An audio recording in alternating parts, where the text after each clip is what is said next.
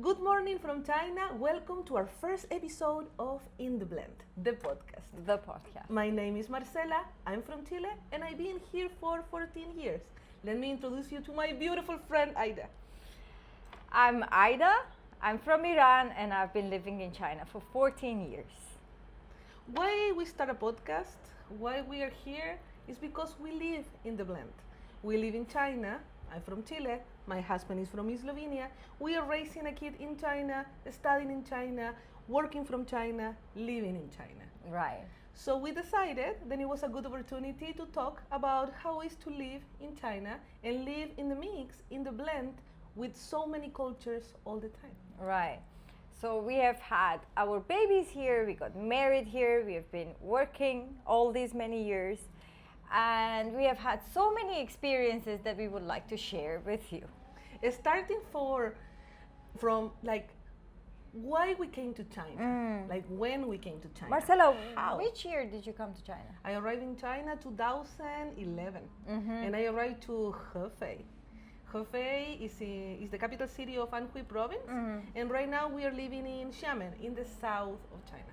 Right. Xiamen is actually located quite close to Taiwan.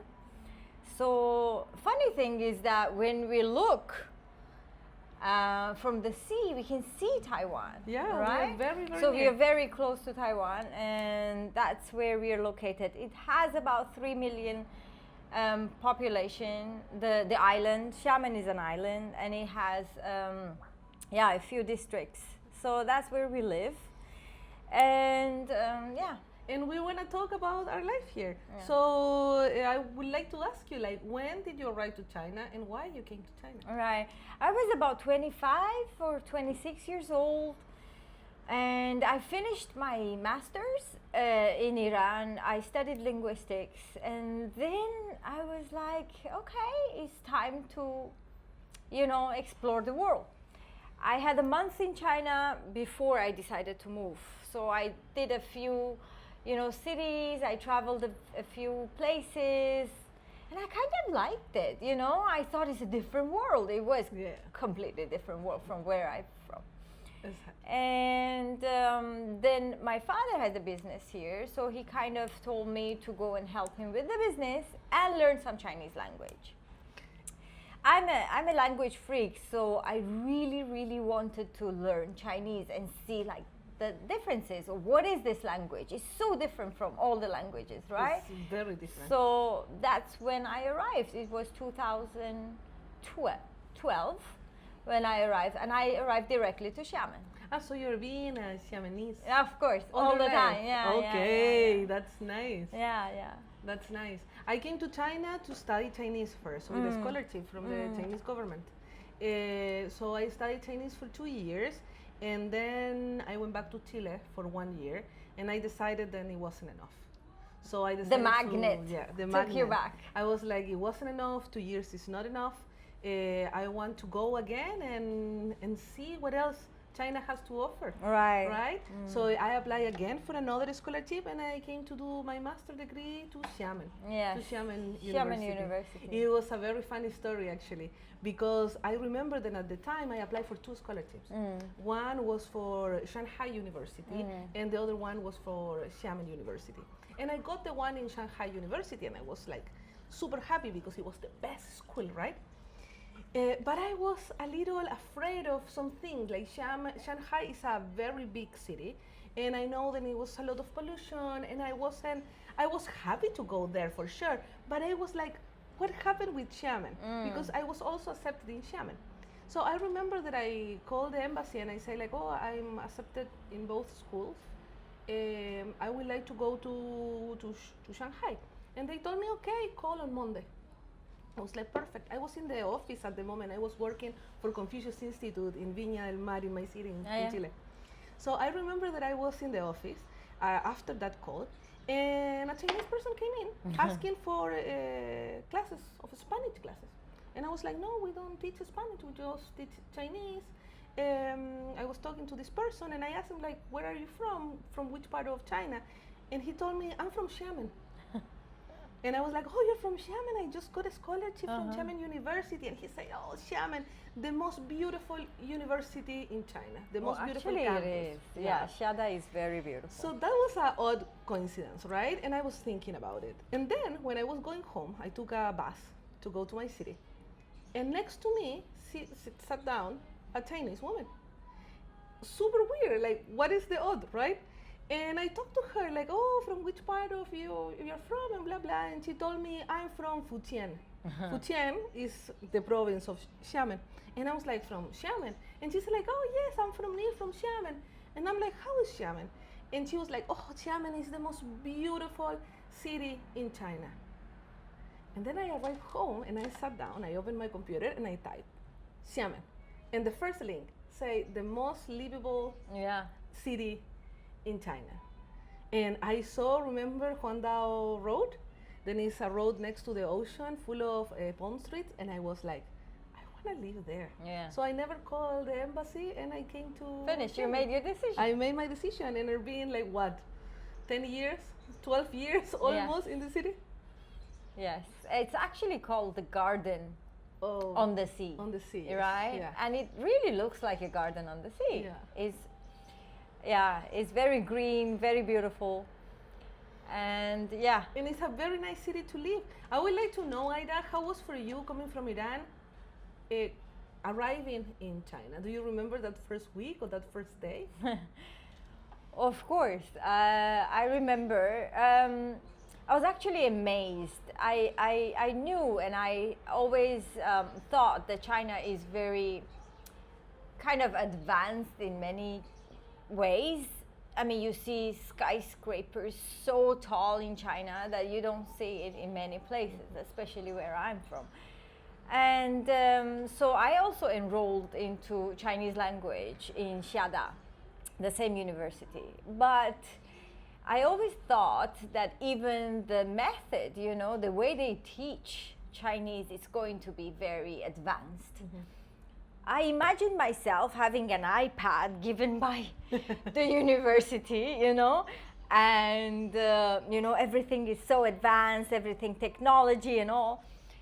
But it wasn't like that at all. So we arrived to Xiada classes and it was an old school. It's actually an old building with old desks, and the books are from Beijing University. They're amazing books, of course, but it's an old school, old method of teaching Chinese. And the teacher was a very old lady. I mean, we learned a lot, but it wasn't what I imagined always, It's so funny because, for example, for me, I didn't know what to expect when I came to China. In Chile, we have not too much information of how China is. I imagine a lot of rice fields, I imagine a lot of like very traditional culture. And when I arrived here, I was like, wow, what is this? This is when I arrived in Hefei, actually. It was a city that was under construction. Everywhere was a building getting like taller every day. And I was like, wow, what is this? Like, it's completely different of what I imagined, right? Because, and that is the thing, China is so big. Then you have everything. You have the technology, super modern places like Shanghai, like Shenzhen, like Xiamen also, like Beijing. And then you have these beautiful places that are like more rural areas, like nature, Shanghai, like all the north of China. And also even here in the same province, you have places like Longyan, then it's like more countryside, right? And you have beautiful cities and modern cities like Xiamen. So I kind of feel that when you come to China for the first time, especially 15 years ago, you don't know what to expect. And you never get what you expect. In a good way, and also can be in a bad way, right? I remember arriving to China after like 30-something hours of flight. I came underprepared completely because I arrived to Shanghai in August. with kind of like jeans and a t-shirt, and I thought like, oh, this is enough for summer, but I was melting because it was so hot and it was so humid. And then I needed to take this subway. Then it was 1 hour from Pudong Airport, International Airport, to the train station. Oh. And it was like an hour and a half in the subway. And then I took a train for like 5 hours to Hefei without knowing anything. I remember the ticket, it had some numbers, but I didn't know what it means. What is what? Yeah, true. No at all. And I remember when I saw all the people running inside the train, I ran as well with my backpack. I ran. And I remember that I went in the wagon number maybe 20. And then I realized that my wagon was the number 2. So I needed to walk from inside the train with this huge backpack that I could not pull. And I was trying until I arrived to my seat, probably after like 2 hours. Like it was crazy. I remember that, and I remember the shock when I arrived in the train station, and the train station was also under construction. So I arrived to a construction site, and it was hot, and I was tired, and I felt so lonely, and I thought like, what I'm doing here? Yeah. Like, what I came, like, what I'm doing here? What is this?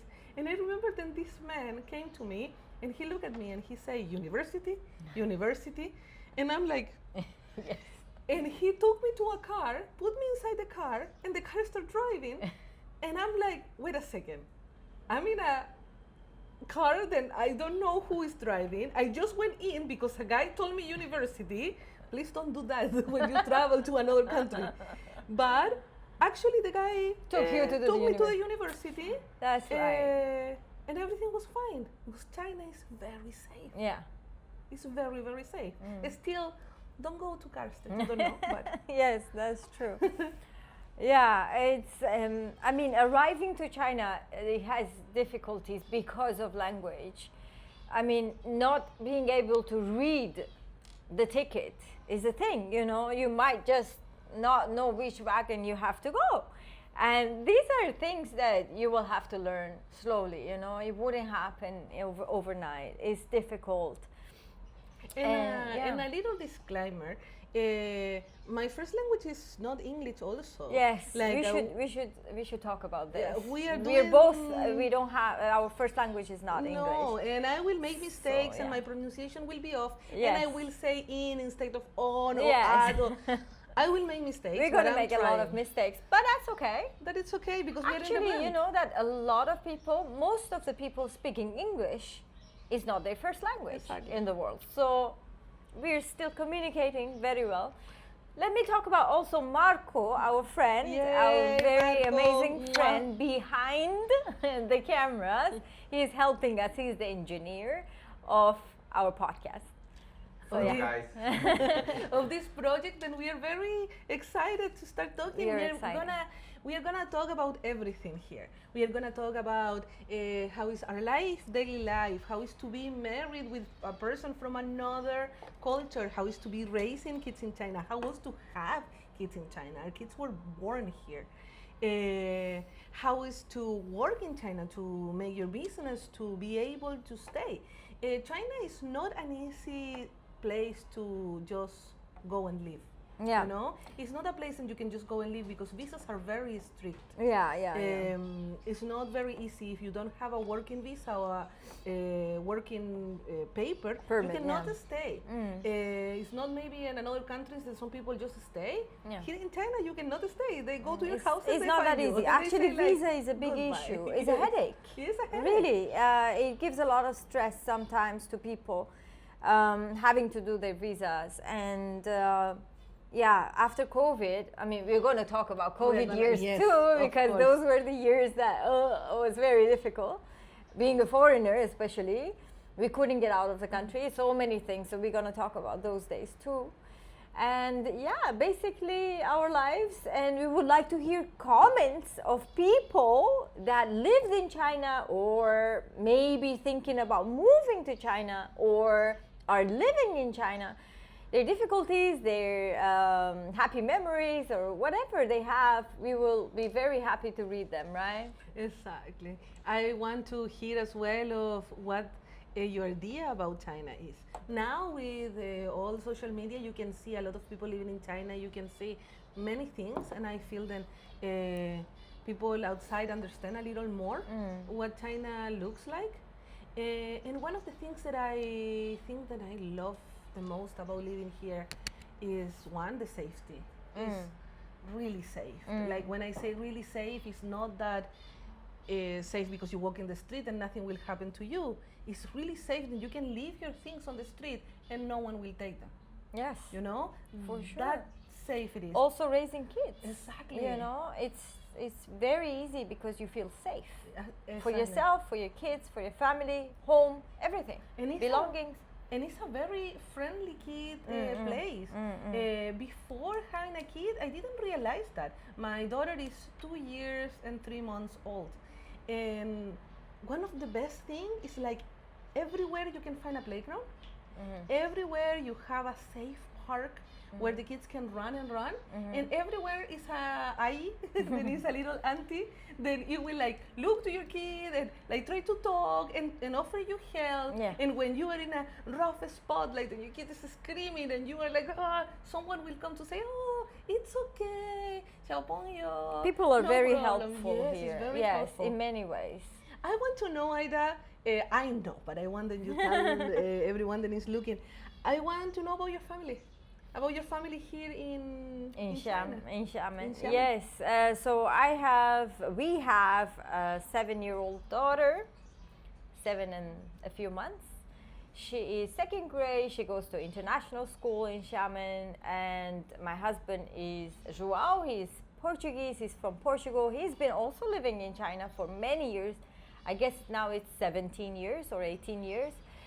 So we met here in Xiamen. We got married in Beijing embassy of Portugal in Beijing. Okay, when was allowed to do that? Now Actually, you cannot get not married. allowed anymore. No. Yeah, it was not easy. Actually, it needed a lot of paperwork and translations because we are two different countries getting married in the third country. All of that has to be done, and it was not an easy process, but we did it. And it's already 9-something years that I'm Wow. married. Yes, and yeah, that's my family here. That is interesting, and I want to know how you guys met. Like, can Yeah, you tell a little it- bit? I know that it's a funny story, but I want to know. It's a funny story. We met the first night I arrived to Xiamen. It's really crazy. And I was kind of invited to a party of a friend that we still know them. A Chilean friend, actually. Actually, one Yeah. of them is Chilean. And they had an amazing apartment. Actually, that made me feel like finding apartments in Xiamen is so easy because that looks so nice. And I was like, okay, that's so easy to find a beautiful apartment. So I went there. It was a nice party. A lot of my friends that I met is from that party, and my husband. So we talked a bit. I forgot most of it. I was overwhelmed with that many people, that much First information. night. First time. And yeah, I met again João a year and a half after. Our friend had a very nice coffee shop in Xiamen, and we all used to hang out. The shop. It was called the shop. Yes. I think many of our friends that lived in Xiamen or still living in Xiamen know the shop. It was an amazing spot to go. Beautiful. So yeah, I met João again there, and we kind of started talking and blah blah, and we started dating, and after 2 years we got married. Wow. Yeah. Actually, it's funny because the shop with our friend there is actually the connection then how I got my first apartment in Xiamen. Ah yeah? Yeah, because I remember when I arrived to the university. The university in China is like a city, right? It's like very, very big. You have dorms where the students live, and you also have supermarkets, and you have everything, a bank, everything. And I remember being there, and my roommate was a girl from Russia, Anna. And I remember that I arrived and I was like, no, I don't want to live in the university. I want to live outside. At that moment, because of my scholarship, they will give me some allowance to pay for an apartment. So I was like, I will find an apartment. But I was like, where? How? Like, how do you find an apartment in China? And I remember then a friend from Costa Rica, she told me, I know a guy who speaks Spanish. And the guy who speaks Spanish was Marco, our Mexican friend. And he told me, oh, I know a friend that is going to move with with her boyfriend, and her apartment is gonna be empty, and she still have like 1 month of lease. So maybe you can take it and then talk to the landlord and continue living there. And that girl, it was to move with our friend that was one of the owners of the shop, of that coffee shop that you're talking about. Yeah. So it was all the time interconnected. I mean, yes, it's kind of a small city in some senses, because the foreigners are connected. You know, we're all so connected to each other, and I feel like being a foreigner already makes you feel like you can talk to the other foreigner and make friends so fast and so quick and so easy, and you become a family after a while, because we are all family here. You know, my extended family in Xiamen is this lady or so many of our friends, and we all, you know, live here and have our parties together or celebrate some of our, you know, and we help festivals each other. And we help each other. We help each other because we are living here without our family, our blood family, right? And we are raising kids here, and we need support. And this is our support, like each other. And that is a beautiful thing of like living here. But I have a question. You and I, and all our friends, but they came to China with a purpose, like a study or something. Why to stay? Because there is not many people who decide to stay. What made you want to stay here and say, like, I will stay in Xiamen? Well, it wasn't a decision overnight. I guess, you know, things happen to be. I mean, firstly, when I arrived, I thought to myself, I'm not going to stay more than 6 months. Because, of course, the first days are difficult. You feel like you're doing too much for just staying here. I mean, you don't understand the language, you don't understand what's happening, you can't read the boards outside, it's so difficult. The food is difficult in the beginning. Even, I mean, I'm sure everybody can relate that 15 years ago, it was very difficult to find foreign food, let's say, non-Chinese food as we are used to. And not because Chinese food is bad. No, what you're used to, you know, at least for me, it was very spicy, you know, so that was very difficult for me. It was meat, it was vegetables, it was everything delicious, but very spicy, and that was different. So I'm used to, like, let's buy a cheese, but it was so difficult to find. So those were the things that I thought I'm not gonna be able to stay longer than 6 months.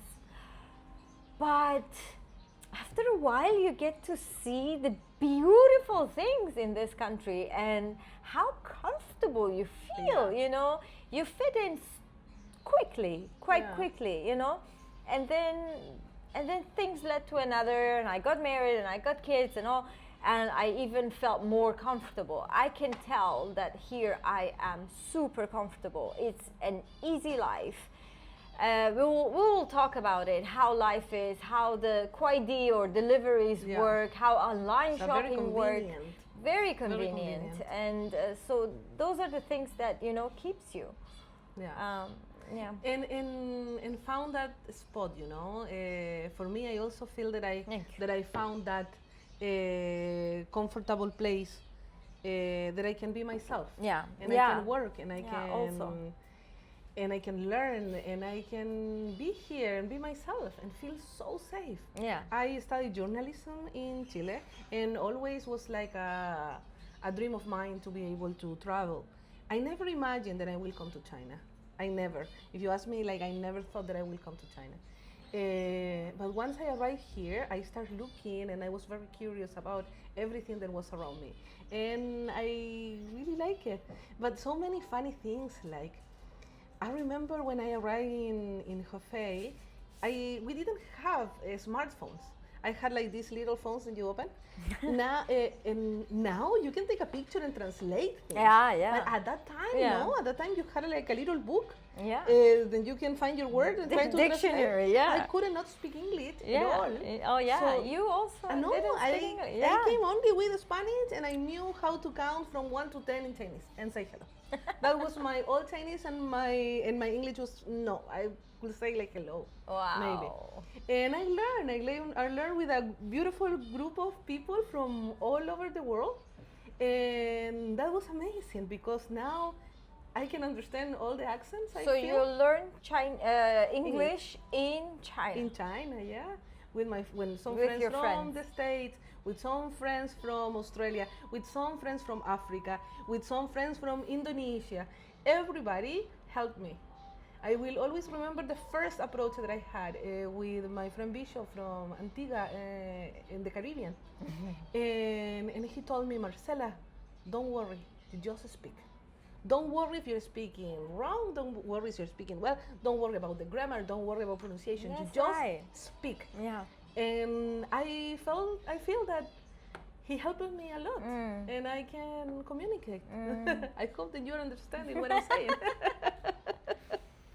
Okay, great. Can you also introduce your family to us? My family, yeah.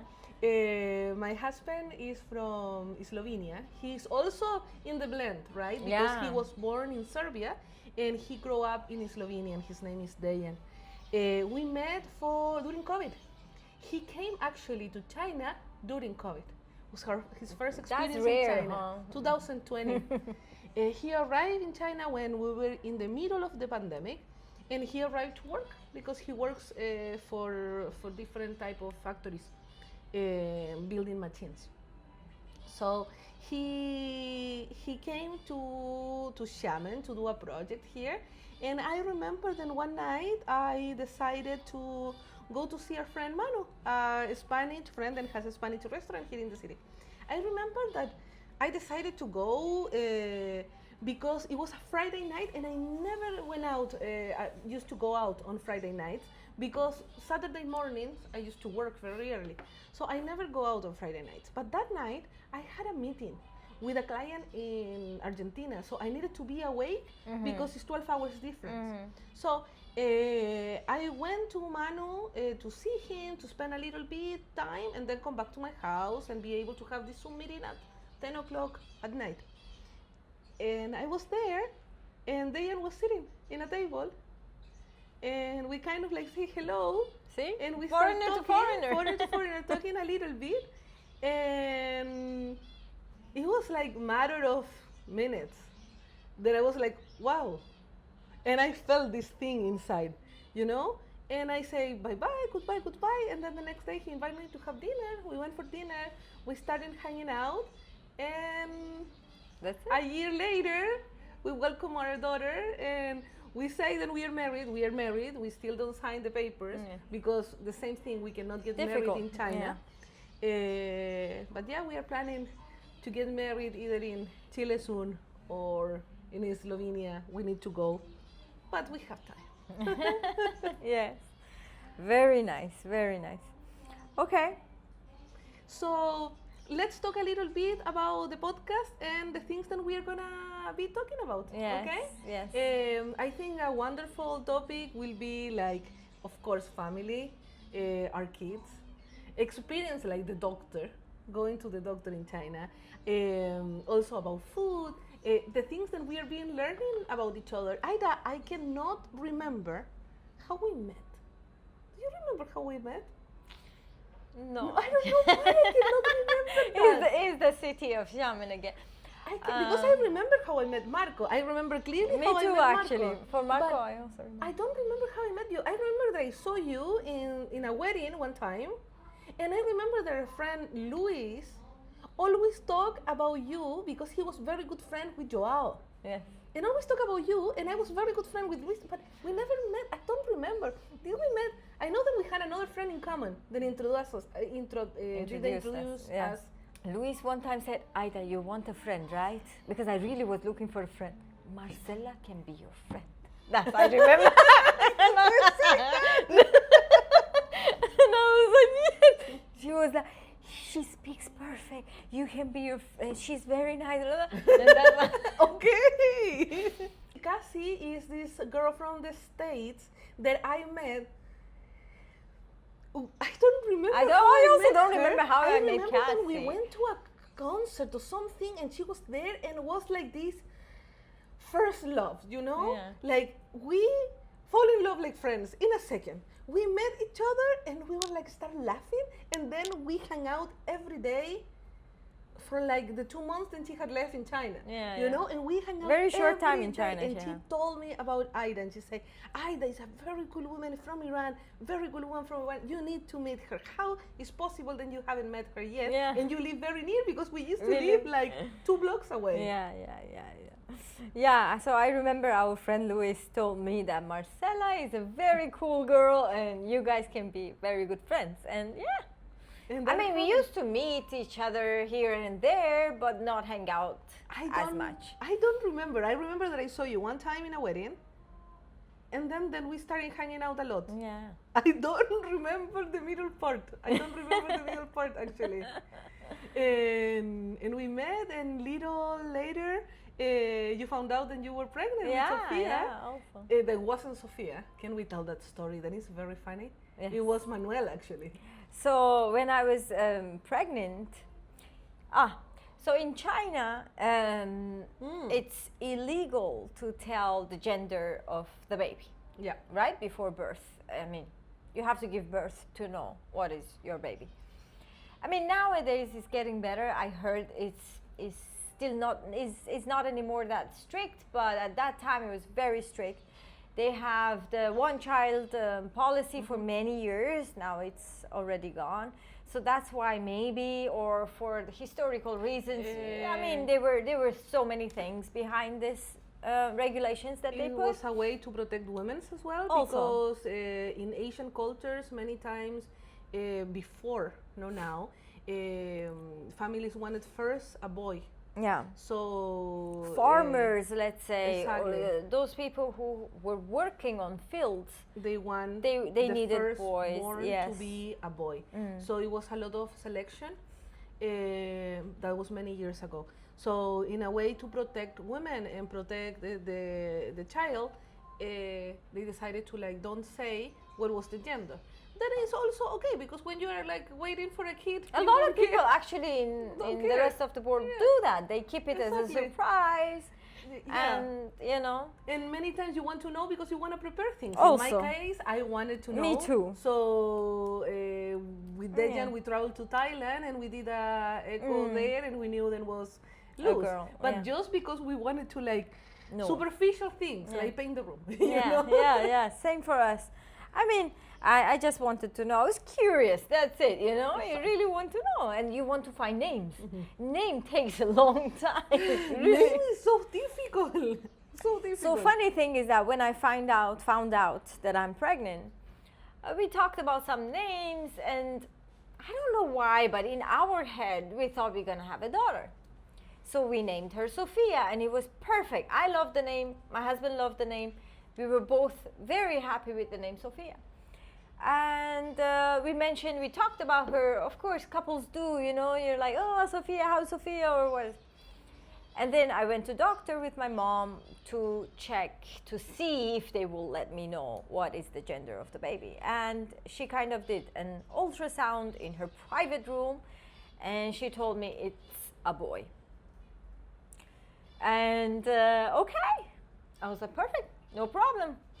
We did It's a a baby shower. Organized a baby shower. I Blue, had it's a boy. surprised baby shower that was organized by her and some friends, and we thought it's a boy, so we changed the name Sophia to Manu, and it was okay. We were fine. When I had emergency C-section, where in the surgery room, they told me it's a beautiful girl, and I was like, what? It's Sophia then. So yeah, that's how we. It's a funny story. Then I was walking on the street and I got a picture, and it's like, welcome Sophia, and I was like, what? But it was Manuel. What happened with Manuel? Like it was But Sophia. it was probably an error of the doctor. Who knows? I I mean, always how that remember happened. how Joao was saying, then you were coming out of the surgery room and you were screaming like, "It's Yes. Sophia! Yes. No, it's Yes. Sophia!" It was late at night, and the hospital was kind of dark, you know, and people probably were sleeping, but I was on kind of like the all the surgery drugs. drugs. And I was very happy. I was very happy. Let's say, was the drugs, was giving birth and finish the pregnancy, so many things, healthy baby. There's so many reasons that you're very, very happy after. I remember you being very, very pregnant at the end, and I was always asking you and checking on you and asking like, how do you feel? Are you nervous? Because for me, I remember when I got pregnant, I was like, oh, I will need to deliver. Yeah. You know, like I don't care about nothing else. I will need to have a baby. Yes, That the is end, scary the end. part. That is the scary part. Yeah. That was the scary part for me. Spoiler alert. That is not the scary part. Yeah. The scary part comes I mean, later. you will be prepared for that Exactly. time. And I remember then you always were telling me like, I'm ready.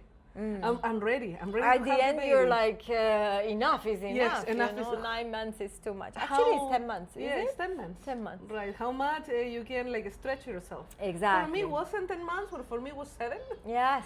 Luz was born very premature. I had an emergency C-section, and it was scary, but also was beautiful. We will talk in deep soon. It was always also beautiful, but I remember that I was in the room there. I was by myself. Dayan was working in another city. He couldn't arrive. My mom was outside because she came 3 days earlier. She just arrived to China, and everything happened. I remember that you were in Portugal. Yeah. You we were weren't traveling. in Xiamen, yeah. And I remember being there, and when Luz was born, they told me like, oh, the baby is gonna be born now, and they took Luz out. Everyone started telling me, it's a girl, it's a beautiful girl. And I was like, I know it's a girl, I know, how is she? It's a girl, it's a beautiful girl. And I'm like, I know that it's a girl, her name is Luz, but tell me, how is she? Oh, it's a girl, welcome girl. And I'm like, okay. Let me see. No one told me how was she, nothing. Yeah. They just took it. It was like, it's a girl, it's a girl, it's a beautiful Probably girl. is a common thing because not many people know the gender of the baby, so they have to repeat but this. I knew she had a name, she had Yeah. everything, and I told people around, and we knew. Yeah. But everyone was like, oh, like it was a surprise. And then I remember they took her out very quickly, and I was like, Luz, I love you, Luz, I love you. Like, oh, my daughter. They just took it because they needed to take it away immediately to check her because she was very, very tiny. And I remember that I was there, and suddenly, just a big tree came out of my belly, boom, up. And all the room became a forest. And I remember that I was like, wow, I'm tripping. Like, I was like, what is this? And then I remember that I opened my eyes again, and it was Manu, this friend from the Spanish restaurant. And I was like, what is Manu doing here? Yeah. And he was like, how are you, Marcela? How are you? And I'm like, what is happening? The thing is, like, he knew that Dayan wasn't there, and he felt the responsibility or the love of being there and That's nice. don't let me alone, you know. That's very nice. Of course, I was with my mom. I was with Manu. I was with 2 other friends, with Haya, with Mariana. Yeah. And it was beautiful. It was a beautiful experience. It's scary, but beautiful. We'll talk about it more, Yes. how it feels to go to hospitals, how it feels to go to doctors, you know, how to give birth. After that, how did you deal with a premature Exactly. baby? All of that is a different story. It's a But long story. Going back a little bit more of grounding this Yeah. topic and grounding of like our podcast in China, I want to know, what do you do here? Like, I think it's in what do you work? What do you do? So I came here because we have a family business. That my father has been working in stone business for years, many years. That's a construction stone. She sells stones. Yes, Stones. stones. Marbles, granites, travertine. I mean, I will not go into details. So that's how I came to China to kind of help my dad. And surprisingly, I got married to someone that also does stone business, but in a different field. He does a different type of stone business, but still, we are all in stone.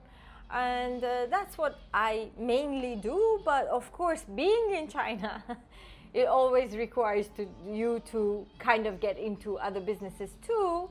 You feel comfortable doing it, you know. And I would like to actually, in another session, in another time, we talk about what we did the last year and a half, because we also started our own little business, or I call it a little business between me and my husband. We are working on something that is very cool. We will talk about it later. That is also a very cool part of China. Then you surround with so many people from different backgrounds. They do so many different things, and then you get inspired. Yes. I think one of the person that inspired me more at the beginning was Marco, actually, because he always had a business. Yes. He's always had a business. Different ones. Anything. He can find anything, and then you meet other people that create things like you, people who has schools, you know, who are like dancers or pilots or different aspects of businesses or careers. Then it makes it like very interesting. Yes. And very, very fun. And you get less scared of, you know, trying different fields. Exactly. You know, you wouldn't stay in one business forever. You can try, you give yourself the courage, because you see people doing those. And as I said, China gives that environment for you to try it easily, you know. And of course, we have the chance to have factories and a lot of different production sites around us, you know. Even though Xiamen is not, let's say, is not the most industrial city of China, but still within 20 minutes I can find so many different factories producing so many different products that we kind of sometimes go because we have somebody working there. We go check it out, we see how it works. It's very, very interesting. And in the case of your area of business, that is stone, here is the center. Place. Yes, this is the place. It's the center of the world for stone, and we have a very, very big. I guess it's the second biggest exhibition stone fair in the world. It's called Xiamen Stone Fair, and almost everybody who is in this business knows this fair, and it's very big. It's very interesting. It's so funny because sometimes you're talking or you're telling me these stories about like this block of a stone that you went to see, and you send me a picture and you are on top of like this massive piece of a stone, then goes to a place, it got a slice, right? And then it's on your floor. It's on your floor, of the hotel you're gonna go. Yeah, exactly. Or in all those things. It's like being inside of that TV show that I used to see when I was a little kid. Then tell you where the things come from. Yeah. You know, like how you make. I always remember like how you make. I don't know. Kitchen sink. Yeah. Or how it's made. Or where the things come from. And then you realize that you're in China, and here almost everything is made. Actually, the stones that we go to check and see, I mean, it's a city that is full of stones. And all these stones come from different parts of the world. So at some point you realize, oh my God, I'm like, these are mountains and land from, let's say, Brazil, you know, right in front of me. Next to it is something from South Africa. Next to it is something from Iran because and Turkey. They come from another country. They bring them all here. Yes. They brought the big pieces of stone to blocks. China, the blocks, and here they get sliced, right? I mean, they cut it or they resell it or so many things. It's a big industry, right? Some of them are cut here, used in China. Some of them are cut here, sold to other countries. Some of them are just sold to other countries in blocks. So it's very interesting that you see all these lands together in one place, you know. So wherever you are right now and you see your floor and maybe it's a stone, or maybe your wall has something with the stone, it's probably from somewhere else. From somewhere else also, in the world. Yeah. But it was passed through here, and maybe Aida had something to do with it. Maybe you touch it. Okay. In my case, I've been doing many different things in China. I remember I arrived to study, of course, and then I started teaching Spanish. to many kids. And I realized that I really, There are many really people who would like to learn Spanish in China? a lot. Nice. Especially kids. Yeah. Especially kids. As a third language? You Yes, mean as like a third language?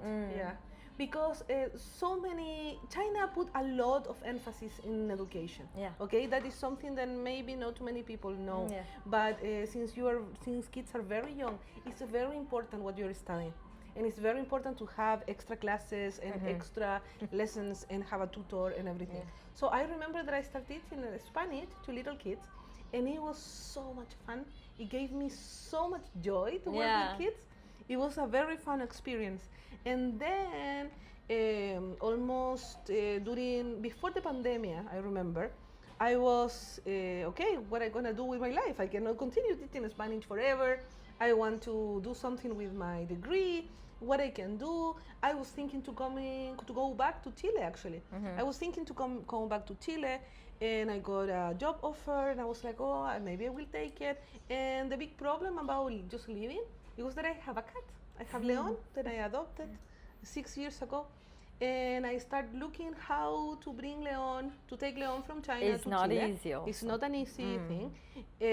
Like which plane will allow me to take him inside the cabin with me, and I start doing all that process. And suddenly, pandemic started. And from Chile, they told me, like, come, because China is bad right now. You need to go out from China. That was a moment of to Wow, go a or not moment to to go, through. you know. And I was like, okay, I will leave. Maybe I should leave. Maybe I should leave. And the United States closed, banned all the trips, you know, the flights. So I needed to just travel through Europe. But I didn't have a plane that took me with Leon inside the cabin. And I was like, I don't want to put him in cargo. It's too dangerous, right? I felt that it was too dangerous at the moment. And I remember, I don't know if I want to go. And in Chile, they pushed me a little bit, and they told me like, come, then you go to pick up your cat. And I'm like, Leon is not just a cat. When you are being living here alone for so long, your pet is your baby, family. of course. It's your family, right? And I was like, no, I will not go. And actually, it was the best decision ever. Yeah. Because then, of course, pandemic started moving all over the world. That job in Chile never started. And I stayed in China, and I changed my career there because I saw the opportunity to start doing business as well, because it was a very good moment to start doing business. So I got into business, I opened my own company, and I've been doing that. And it was a shift of everything that I knew to do into a new life. Yes. And I don't regret it, not even a bit. Nice. I need to tell you that I don't regret not even a bit to be here. Beautiful, beautiful. That's nice. Well, okay. So this is our first episode of In the Blend. We're gonna continue talking about different topics. Today we talk a little bit about everything, but we are gonna go into details, and we are gonna tell you much more about how it is to live in China. yes, or as a mixed families living abroad, being a foreigner or expat in another country, how we raise our kids in this kind of, mixed international families. We're going to have friends coming here, and they will have a lot of nice stories to tell. So this was our first episode, and how we are finding a balance into this culture and our cultures, and the mix of all the cultures, and how we're finding the balance in this mix, in this blend. We are in the blend. We are in the blend. Bye bye. See you in the next episode. See you. Bye.